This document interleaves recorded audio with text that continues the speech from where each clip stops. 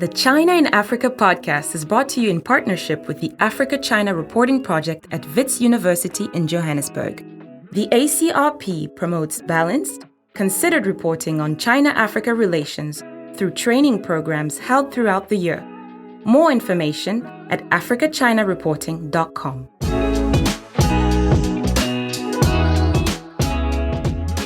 Hello and welcome to another edition of the China in Africa podcast, a proud member of the Sinica Podcast Network. I'm Eric Olander, and as always, I'm joined by China Global South's managing editor, Cobus van Staden, in Johannesburg, South Africa. A very good afternoon to you, Cobus. Good afternoon.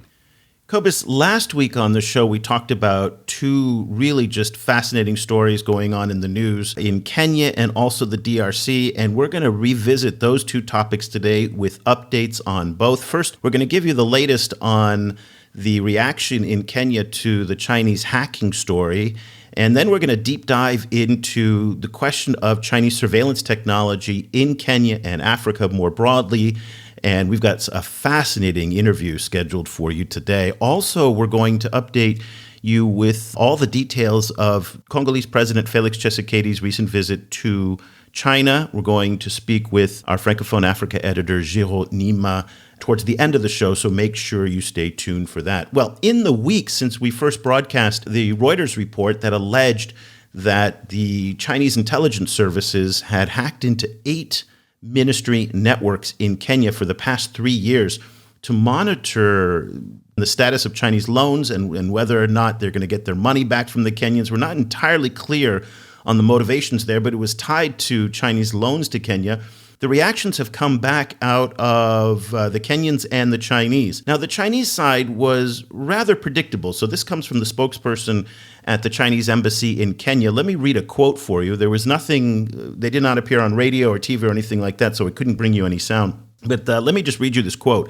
They said, "The false report is groundless, far-fetched, and sheer nonsense. Tracing the source of cyber attacks is a complex technical issue. The relevant media should adopt a professional and responsible attitude and underscore the importance to have enough evidence when conducting reports rather than make groundless assumptions and accusations." Now, the question of evidence and groundless assumptions and accusations comes from the fact that Reuters did not quote on the record any sources. That means they did not name the sources. All of them were unidentified and unnamed. So that is what the Chinese were referring to. Let's also get some reaction now from Raymond Omolo, who is the Principal Secretary for Internal Security in Kenya.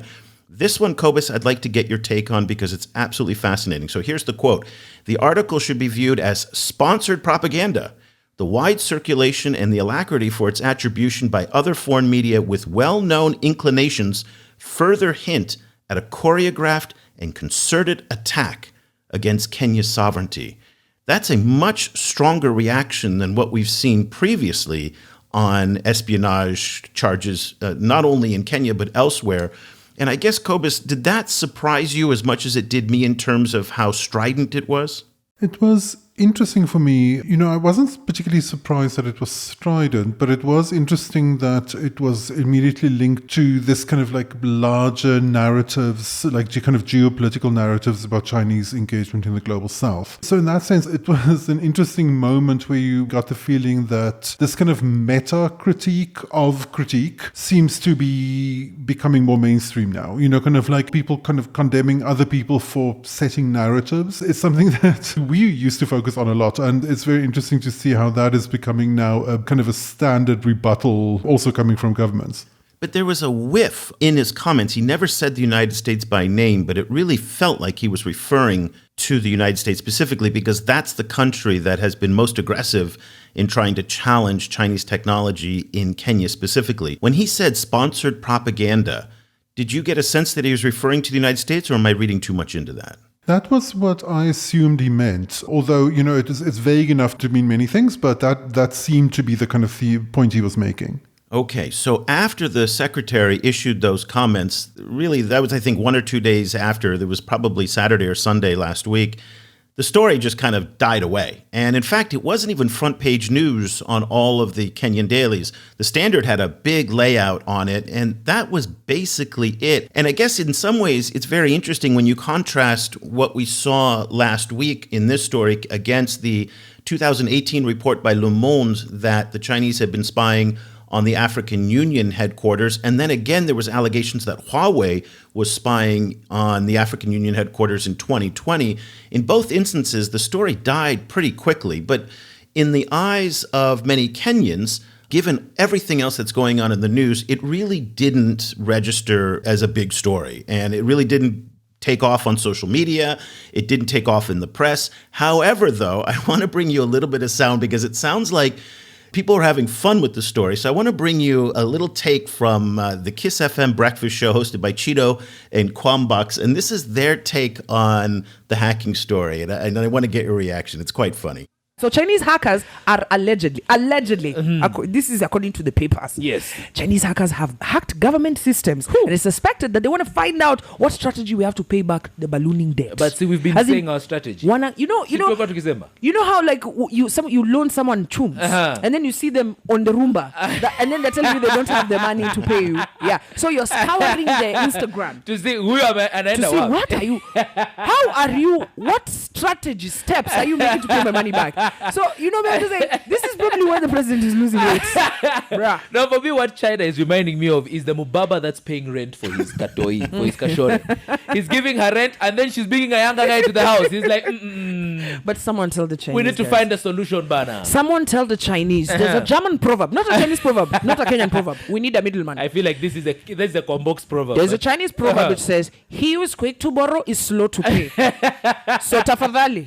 There we go. So this is the equivalent of scrolling through the Instagram and looking to see if they're spending your money well. So, but that, I think, Cobus, that really does kind of speak to the fact that this is where we are today, that this isn't the scandal that it used to be, and literally morning DJs are having fun with the story. Yeah, I mean, it's also the detail that the allegation that the hacking was in order to check what's happening with debt repayments is just endlessly revealing and funny, if true, you know, and an amazing kind of like temperature check of the, I think, Africa-China relationship more generally. So it's funny for me. Well, and I thought it was interesting because some of the analysis was actually on the fact that this reveals more insecurity on the side of the Chinese than on the Kenyans, that they're really worried about their money. You know, it's that whole story that if you borrow $1 million from the bank, it's your problem. If you borrow $1 billion from the bank, it's their problem. And this kind of speaks to the fact that they might be really genuinely concerned that they're overextended on some of these loans. They're clearly worried about it. Well,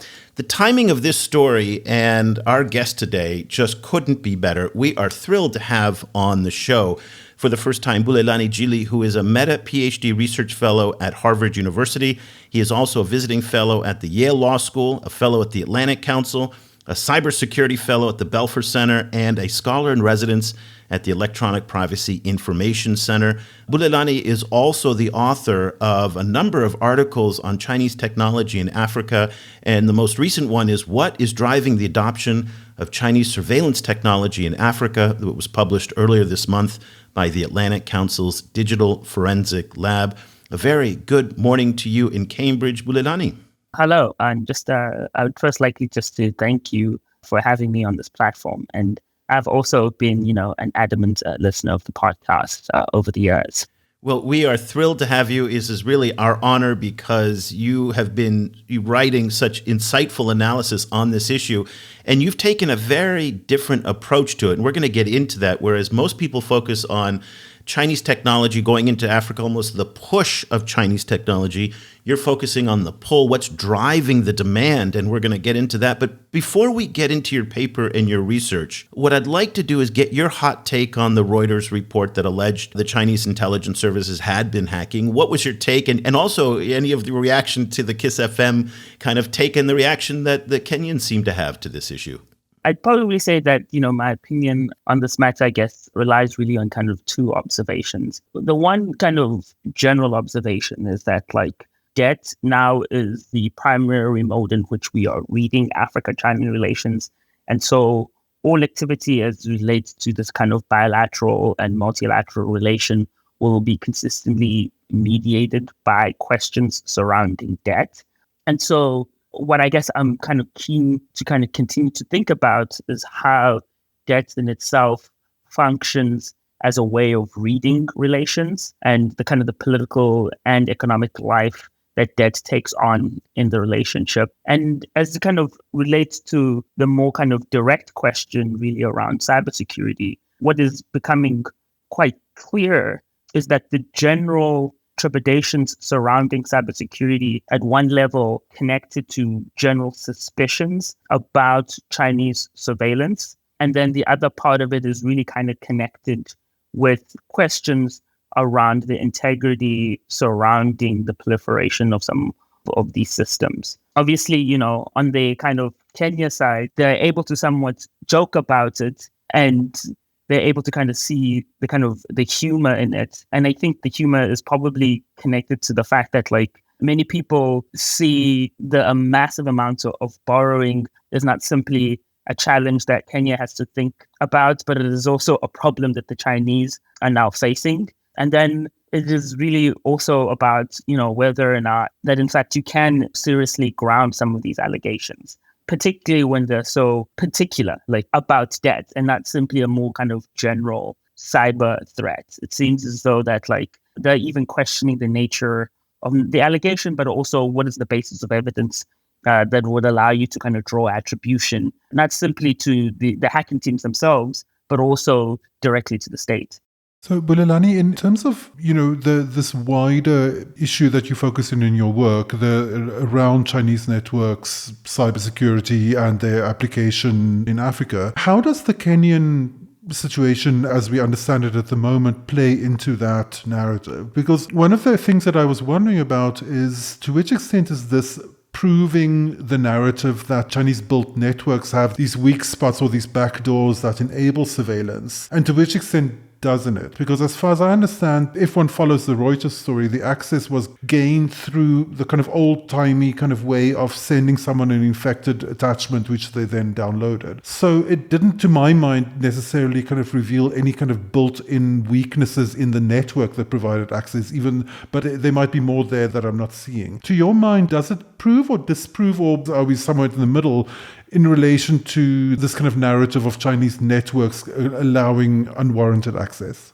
Sure. So how I observe it is that it's really kind of seen in the more general continuation of concerns surrounding Chinese kind of cyber capabilities. At kind of one level, much of the general literature has focused on backdoor access and how, you know, Chinese technologies come with particular vulnerabilities. And those vulnerabilities are not simply technical glitches, but they are a political intention that is connected to state espionage.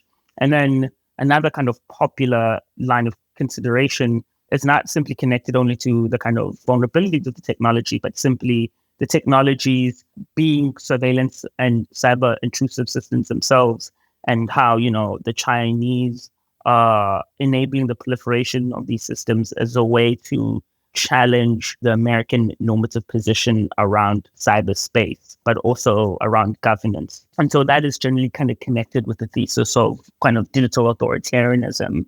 And then this particular instance is really about concerns around hacking and how the Chinese have been kind of thought to be a partner with either small startups or simply kind of hacking teams that, you know, have been in parts deployed in order to instrumentalize and pursue Chinese interests. And so this concern is in generally a kind of a general continuation of concerns around kind of cyberspace functioning as a new theater of political, geopolitical contention, and how it necessarily proves or disproves a thesis surrounding saying the Chinese being intentional nefarious actors is not necessarily at least connected to kind of the traditional tropes of either digital authoritarianism or cyber weaknesses, but it's kind of connected to really another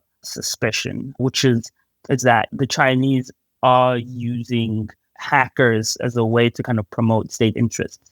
And even if one could prove that in this kind of case with Kenya, that would not necessarily be a deviation of already kind of seen observations about how state actors have already weaponized hackers in the past. It's obviously problematic, but it's not necessarily a deviation to the kind of expectations around the use of hackers. Well, let's pick up on that theme of using cyber espionage and hacking to pursue state interests.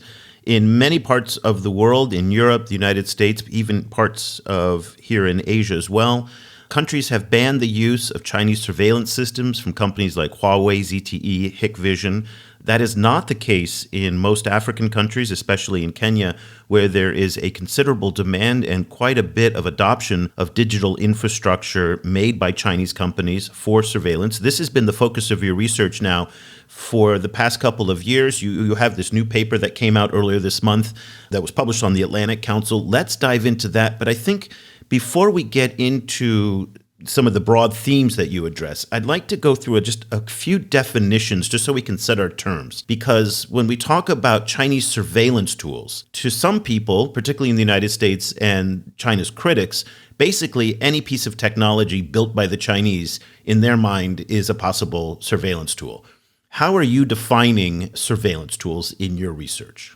Sure. So when I'm thinking of surveillance tools, I am thinking of a number of assemblages of systems that either directly participate in monitoring. And so that could be CCTV cameras, to kind of digital facial recognition systems, to kind of cyber intrusive systems. And so that could be malware in particular, that being designed with the purposes of monitoring. And so when I kind of use it in my work, I'm really thinking carefully about the mass proliferation and use of systems whose design is around the gathering of either personal data or simply making visual observations about persons. Sorry, just if I could just stop you there very quickly, just so we were very clear. Do you consider TikTok to be part of that because it's the gathering of personal data? Or do you consider Huawei phones and Huawei technology and Transsion phones, Techno, to be all part of that because they too collect personal data and they can be used to surveil at a corporate level, but not necessarily at a state interest level? But I'm curious where you draw the line between the consumer tech and the more infrastructure technology. Yeah, so, most of my work has thus far mostly focused on the kind of infrastructure of surveillance and not necessarily the kind of consumer products. Although there is, a healthy body of literature that is preoccupied with kind of the mass proliferation of consumer goods and how they can be engineered to pursue monitoring practices. My work itself does not particularly think of, say, TikTok as a surveillance instrument, even though that is a more kind of corporate-led surveillance operation. If one is conceptualizing surveillance, at least in this case, as the kind of collection of data for kind of corporate interests. But in my work, that's not the focus. And another kind of context question, what kind of metrics or what kind of benchmarks should one use when one evaluates the relative safety or non-safety of a network? Like, what are some of the kind of ways that one would judge that this is a safe network or a non-safe network? Well, I'd say conventionally, when people are thinking about the safety of networks, they're really thinking about the nature of the vulnerabilities of the technology.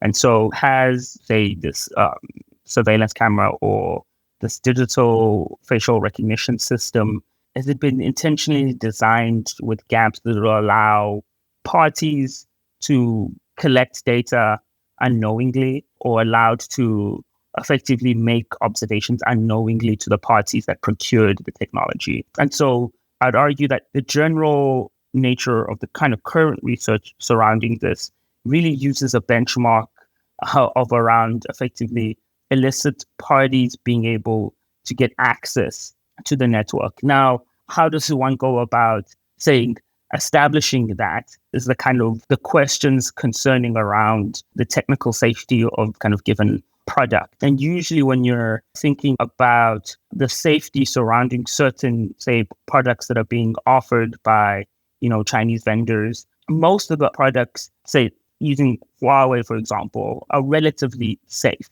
But research has kind of gone into other kind of Chinese vendors who have found the vulnerabilities of other products offered by other Chinese providers. But the question for me is not simply at the level of vulnerability of the system. It is also the presumption of intention surrounding the vulnerabilities of those systems. So is it simply about being able to say, oh, this camera has a vulnerability, and therefore this vulnerability is a continuation of a political agenda? Or is it simply an engineering problem, right? And so for me, what is both the practical and conceptual distance between being able to identify a vulnerability in a technology as a consequence of mediocre engineering to this is a part of a broader initiative that is both connected to a private actor and a state actor who are kind of commingled in the pursuit of a geopolitical agenda? So we know a lot about what China wants to accomplish by selling Huawei and ZTE and all this networking equipment in terms of trying to grow market share, to generate revenue, also to establish itself as the 5G standard and the benchmark, all of that. And you noted in your paper that so much of the research in the US, Europe, and even in China itself focuses on what China's motivations are, but much less is done based on what African priorities are, specifically in Kenya. The assumption that many of us make is that the Chinese come with an offer that is just far more competitive than what anybody else can come with. So when Huawei sits down in front of the Safaricom executive and says, my name is Mr. Zhang, this is Mr. Wang from the China Exim Bank, I'm going to talk to you about the technology, and he's going to talk to you about the financing. It's obviously a lot more complicated than that, but if you could maybe now, let's dive into a little bit on your theory here about what are the motivations on the part of companies like Safaricom, governments as well in East Africa and elsewhere, as to why they seem to prefer working with Chinese suppliers for certain parts of their network, not all, but certain parts, and what the attraction is, and that this is a demand-driven business here.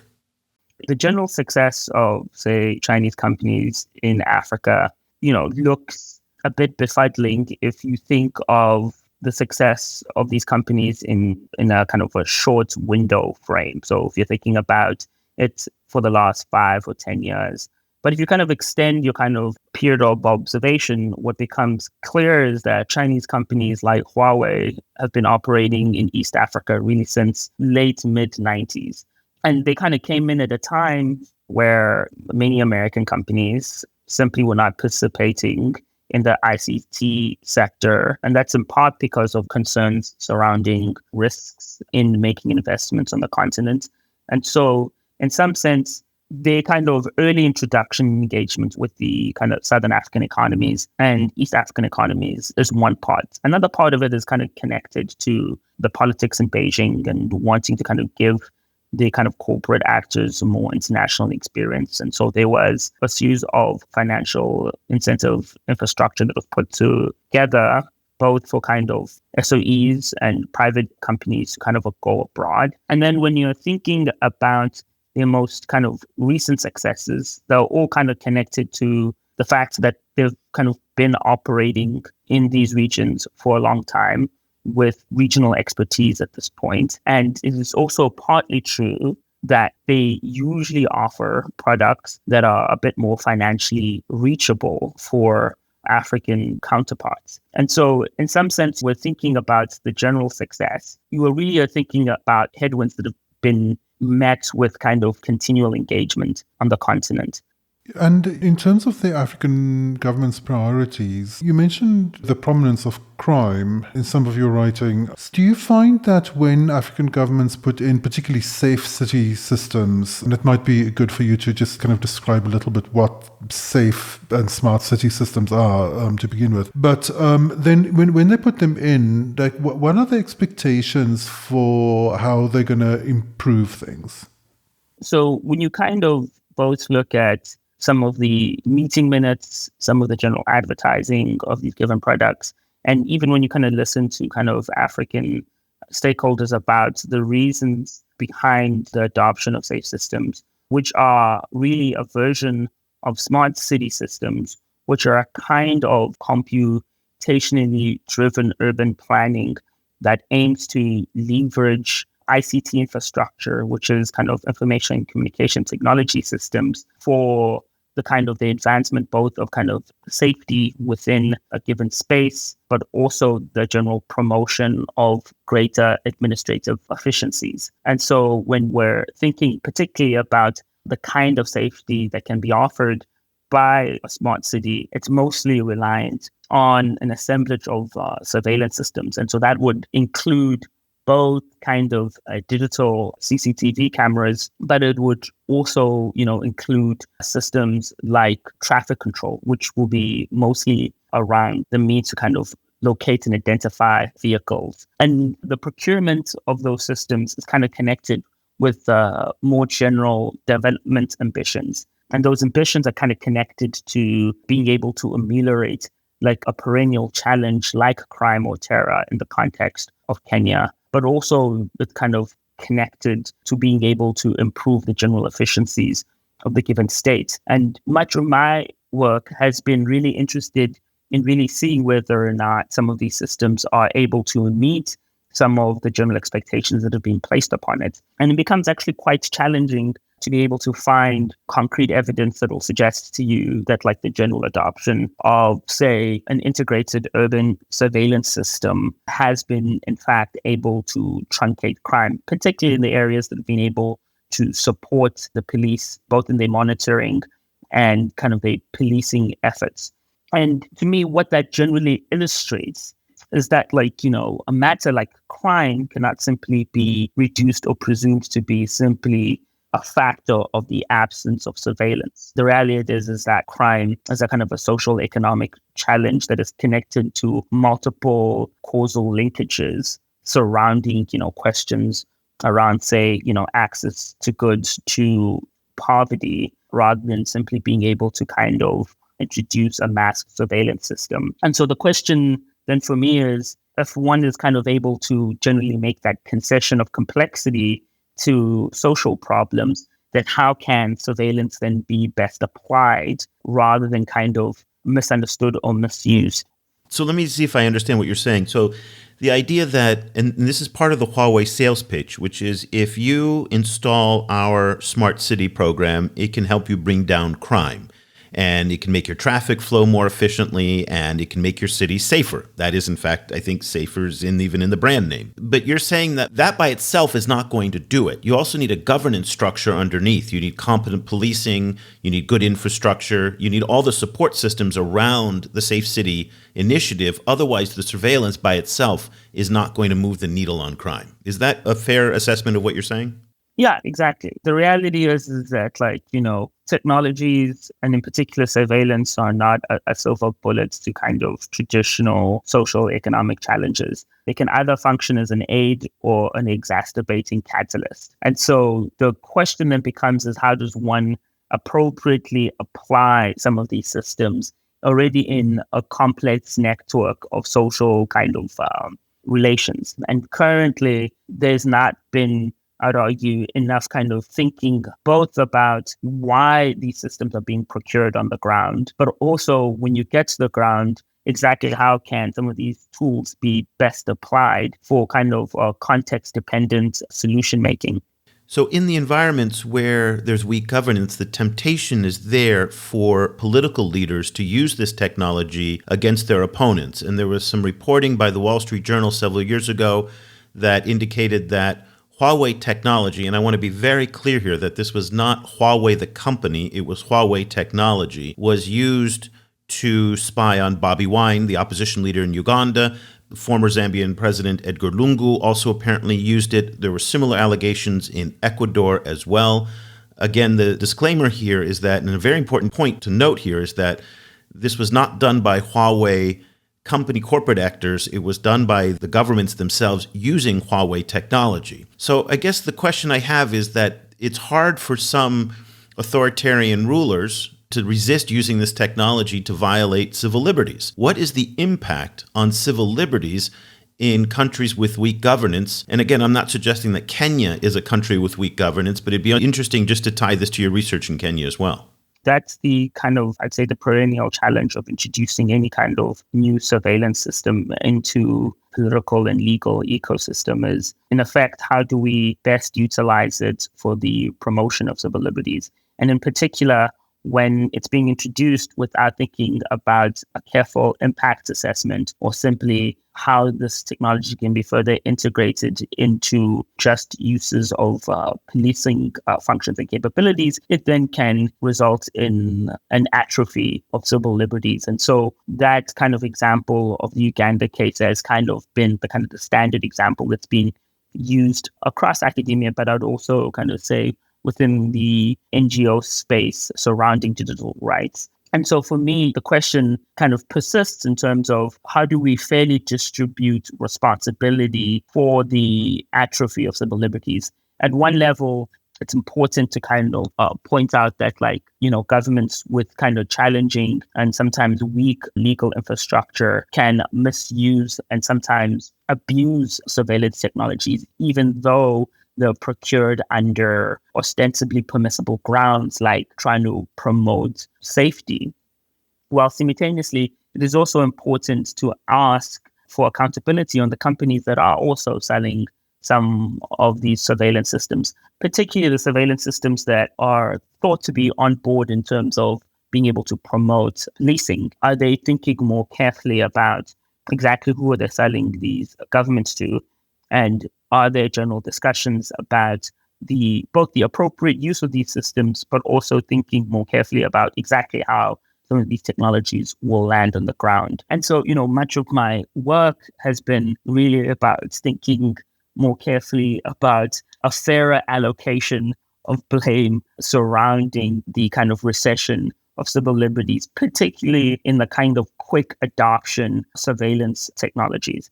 And what I've tried to consistently argue in my work is that what we're seeing in terms of the challenge of civil liberties at one level is about the quick adoption of surveillance systems, but also the kind of lack of kind of robust checks and balances. And so it's that gap that is really resulting in some of the challenges. And it's not simply connected to Chinese authoritarian push or simply contingent on African wants to kind of further retreat from a democratic project, but it's kind of in a more kind of entanglement that is producing a negative outcome. Yeah, and Cobus, I think it's important to even correct the premise of my question that was, this is not a problem unique to African weak governance societies. We know from the Snowden papers, and we know from countless reporting in the United States and even in Europe, that there's been problems with violating civil liberties by governments using technology without warrants and following due process. So let's be very clear, this is not uniquely an African challenge, nor one with Huawei. Yeah, absolutely. One challenge that I've seen repeatedly show up in the Africa-China relationship specifically, and one that you point to as well, is very patchy or unsatisfying kind of training and technology transfer experiences where frequently the African officials are not particularly shown how any of this works or how any of these systems work, and then also that the systems frequently start breaking down very quickly after implementation. And we've seen similar complaints about other forms of Chinese infrastructure and technology in Africa as well. I was wondering if you could talk us through what's going on in that situation, because if you're spending millions of dollars on buying a technological system, then demanding kind of grounded instruction from the makers of that system, how to run it and how to fix it, seems like a no-brainer. So I was wondering, what are some of the dynamics involved in that kind of like training breakdown that you've also outlined in some of your writing?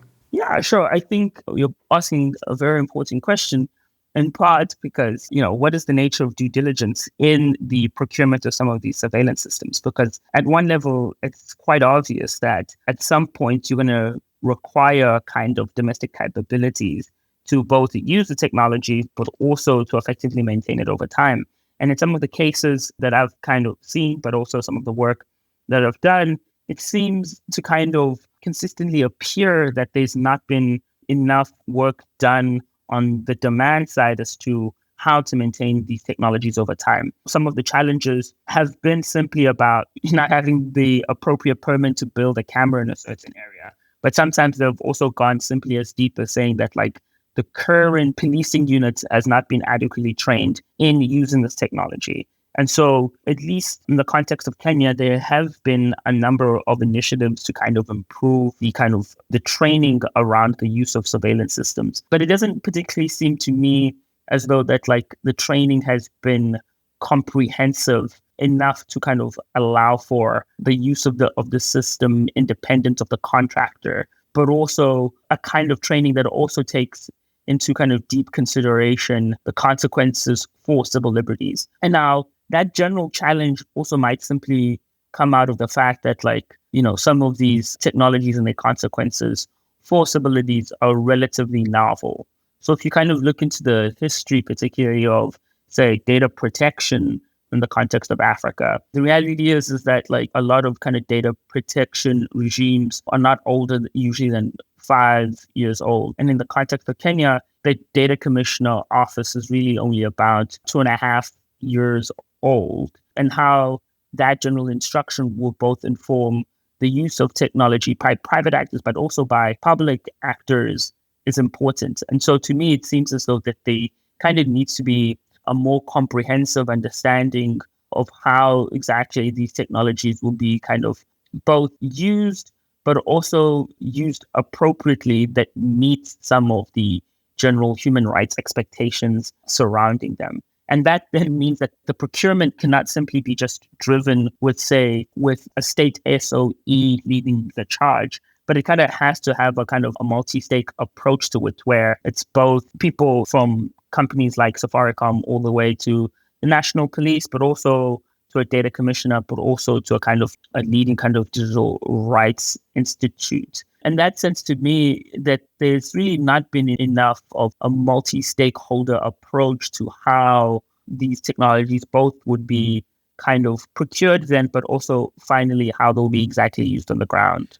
Very quickly before we go, and you didn't cover this in your paper, but I'm just really interested to get your take on how you feel artificial intelligence is going to impact this whole discourse about Chinese surveillance technology in Kenya and Africa more broadly. Yeah, sure. I'd say that AI systems have almost could probably have a profound impact, specifically at least in the surveillance space, and which, some of my work in itself kind of touches a bit about kind of AI facial recognition systems. But, I think the nature of your question is a bit more broad. And so I kind of gesture towards at least how we're currently thinking about AI, which is that most people, when they're presenting the challenges of AI, they believe that it could be an encroaching dystopic outcome where humanity is kind of rendered subordinate to technology, or that this instrument will result in the decimation of multiple sectors. But to me, that kind of dystopic outcome would simply be a consequence of the absence of kind of responsibility in terms of how it can be appropriately adopted. And so to me, the question for kind of AI adoption more generally on the continent would really be thinking about more carefully about where exactly can AI be efficiently used in order to promote state and local interests, rather than simply presuming that like AI will be kind of used and misused. But at least when we're thinking about AI kind of outside, say, the state use and state-driven application of AI, what is clear to me is that there is a growing AI sector locally, and that AI sector also kind of needs to be kind of included in thinking about AI.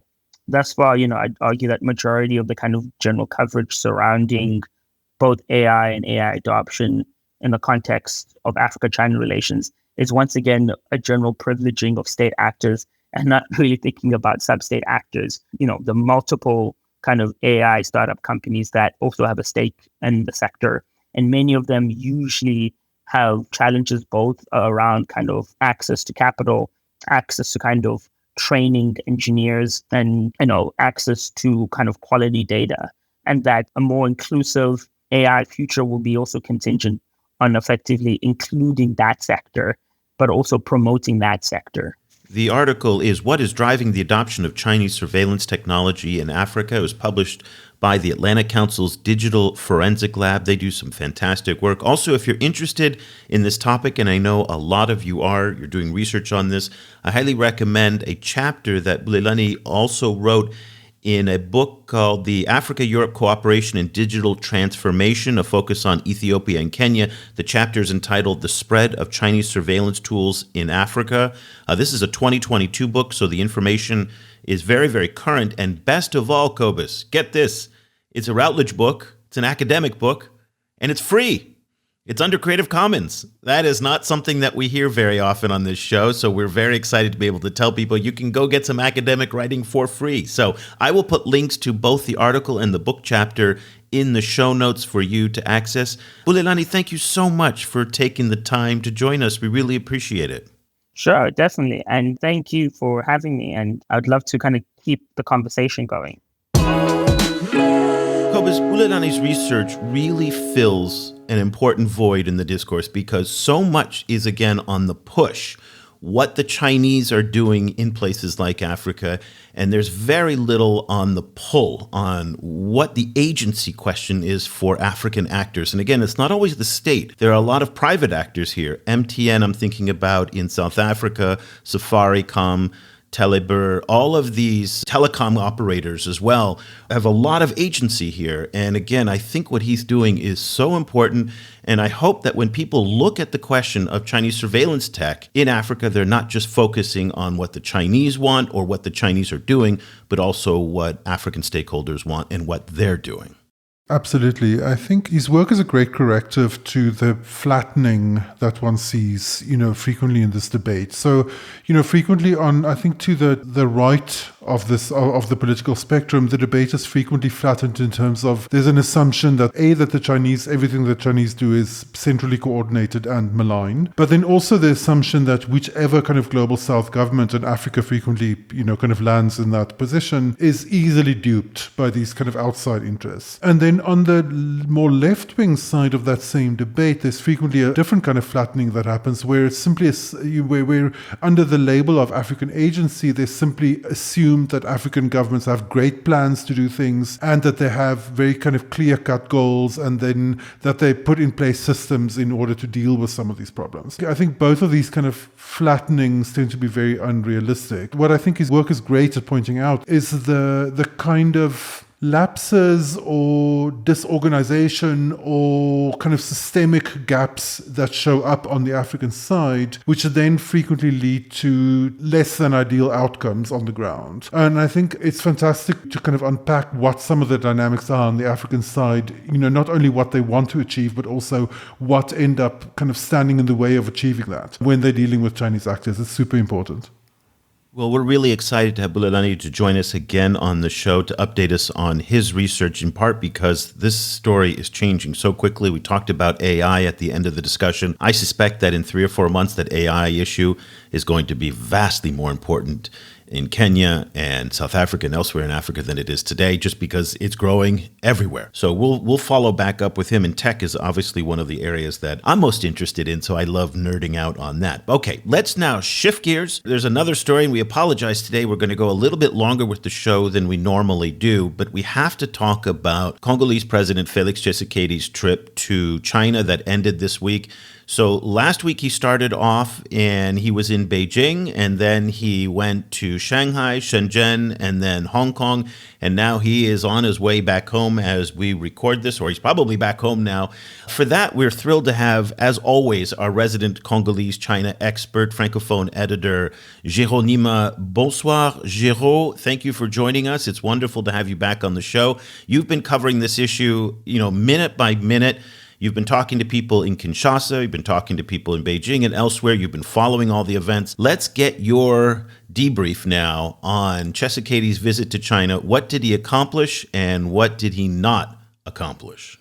Bonsoir, good evening, everybody. I'm really happy to be back and to kind of give you the debrief of what unfolded in Beijing last week and earlier this week when President Tshisekedi, I think, left China yesterday, 29th of May, when he was supposed to leave China from Hong Kong. So what did he do? What did he not do? What did he accomplish? What did he not accomplish? It's really going to be really interesting because especially when it's taken into account all the media hype before his trip to China and what really came out of it, many people really might be disappointed. So the context is before his trip to China, many were expecting him to arrive to China with that goal of renegotiating the 2008 contract that was signed between Chinese state-owned companies and the DRC that gave birth to the CICOMIN deal that's known by many. So he arrived in Beijing. Many were expecting that to be the part of the discussion and maybe were hoping that we're going to see something. I remember in our coverage of that story since last week, we kind of warned people about the fact that we have to be really wise and prudent about what you think might come out from this trip. And unfortunately, we were kind of right. I say unfortunately because from the Congolese perspective, as for Congolese population, they might have expected something really great to come out of it. But in fact, what came out was not really great. So first, what did not come out from the trip? First, there was no renegotiation contract during his trip in Beijing. And even the spokesperson of the Congolese government who was with him said that the question was not talked with the President Xi Jinping from China. So there was no renegotiation. What we do know that there was like some discussion around it. We do know that he expressed the need to have a much balanced view, a much balanced agreement and arrangement with China. When he met with Zhao Leji and with Li Qiang, he expressed that view. But President Xi Jinping, the question was not spoken about. So, and just so we're clear here, when you're talking about the renegotiation of those contracts, you're referring to the $6 billion CICOMIN's deal, and you're also talking about the massive Tenke Fungurume copper cobalt mine deal as well, right? I'm more focusing on the CICOMIN deal because on the China molybdenum and the Tenke Fungurume project, it's a different story since there was an announcement made last April, and it's a really different ball game here. But the CICOMIN deal was the more significant one because it's the more political one, the more political charged deal that was really on the table. So there was no renegotiation about that.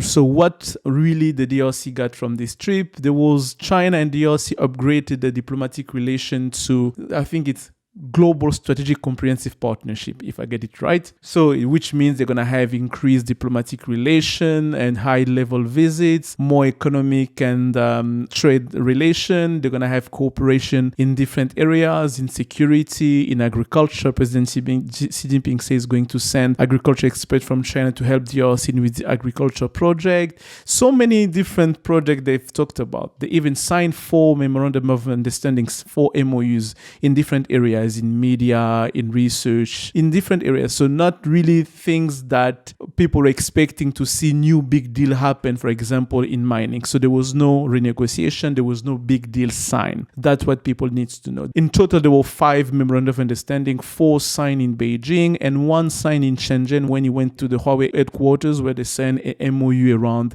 building a DRC technological project in the country. So that's what really come out of it. So another thing that's come out of this trip is the fact that at the end, they had that joint communique with DRC and with China. In the communique, you could feel that how China was kind of balancing the stick and the carrot. The carrot is saying that China is willing to invest more in DRC, to diversify its investment in DRC. China is really willing to accompany DRC in its development process and letting DRC choose the direction it needs to go. And, praising all DRC project and even mention about DRC freedom to choose is path for development, all of those things. But in the other hand, it's also mentioned the fact that it also expressed China worriness and concern about the state of Chinese mining investment right now in the country. It expressed what Qinggang has said to the Congolese foreign minister when they met a few days earlier by saying that they're kind of worried about the climate they do find right now in the DRC in terms of security of the investment, and they would like to see more fairness, more pragmatism, and more long-term view use of the relationship in a way to evaluate the mining investment and the Chinese project in the countries. So you can see in that communique how China kind of balanced, the stick and the carrot in the same time. Just to tell you that, China is saying we are willing to remain in DRC, we want to stay in DRC, but clearly we won't be bullied in the DRC. We're gonna fight until the end if we need to fight, but we don't want to fight. But if we need to fight, we're gonna fight really to protect our interests. So basically, what was the result? If I have to rate it out of 10, if you take into account all the media hype, everything that was said before and what came out of it and what people might expect it, I would say it was a 3 out of 10 in terms of That's not very high. It's not really very high. It's not really very high. It's a good solid D- there. Yeah, it's 3 out of 10. I hope I could give more, but it's a 3 out of 10 because nothing significant was really achieved. People can talk about the comprehensive partnership, but it's a partnership. It will depend on DRC, what the content they put in it, to depend if it's going to come out with really positive things. But beyond that, it's just a diplomatic relation. So I really don't think that it was a positive trip at the end. Where does this leave China's position in relation to the DRC? Because, obviously, as you mentioned, China is by far and away the more powerful actor here, the more powerful negotiating partner. But at the same time, China has some real vulnerabilities in relation to the DRC, particularly the fact that it has a massive domestic cobalt refining industry and battery building industry, which is essentially solely dependent on cobalt from the DRC. So does this open China to the possibility of the DRC starting to kind of sniff around other possible partners, specifically considering that both the Europeans and the Americans are, in theory, interested in working with the DRC, even if their companies might not be interested in reality? So from China's position, the DRC, it still remains solid overall, because when you listen to what the Congolese delegation had to say, what the spokesperson has to say about the trip, it was really positive in a way that it still wants China to remain in the country. They're talking about renewed relationship. And President Tshisekedi, in his press conference with the Congolese journalists who were with him during the trip, he mentioned that there's new Chinese ambassador is going to arrive next week in Kinshasa to show that's a new relation. We're going to move to a different direction. So we're going to see what's going to happen. So in terms of presence of China in DRC, it remains solid. But let's also keep in mind that recently we've been hearing and seeing DRC trying to get more investment from Gulf countries, especially in the Emirates, where we are talking about deals that might be signed into Katanga region around different cobalt and maybe copper projects. So we might see new players coming into the DRC because Emirates have been trying, especially Dubai, have been really trying to get more interest in the DRC. They signed an agreement to build gold operation in the eastern of the DRC. They're now trying to expand their presence in the southern part of the DRC. So we might see new player coming in, but the arrivals of those new players doesn't really threaten Chinese presence in the country, because as we've seen it's been years that China has been there and they've kind of learned to play the game, and the DRC is a very difficult and complex context where somehow I do believe that Congolese politicians, they also appreciate the way China do business in DRC and they would like them to stay, especially in those election years. And something I'd like to mention just to tell you how much small details can kind of tell you the situation of how politics is played in DRC. So prior to President Tshisekedi's trip to Beijing, SICOMIN, the joint venture that was supposed to be talked about, granted $300,000 to the president's wife foundation to help go relieve a victim of flood that was happening in the eastern part of DRC. 300,000 it's nothing, but it just, those kind of gestures and action tells you if that's happened like this, you just kind of try to imagine what could happen later on different circumstances. Just so the circumstances are complex and different, so you have to take in mind that China is still there, it won't go anywhere. They're looking to remain there for a long time. And let's not forget the security aspect of this. Right before President Tshisekedi went to Beijing, 3 of 9 CH-4 Rainbow drones landed in the Congo. Again, 6 more are coming. These are important tools that the army is going to use in the fight against M23 in the east of the country. Also, there were high-level, ministerial-level talks in Beijing, and one of the announcements that was actually the most substantive of the announcements in many ways was a defense cooperation agreement in terms of the Chinese helping to improve governance and training of the Congolese military. And Congo's military and the DRC and the FARDC in particular are notoriously undisciplined. So that could be an area where the Chinese make a contribution. One of the points that I made in our coverage was, let's not forget that the Chinese have a rather large peacekeeping contingent in the eastern DRC as under blue helmets. That means they've got some folks who've got experience on the ground. So those PLA soldiers, once they rotate out of the UN,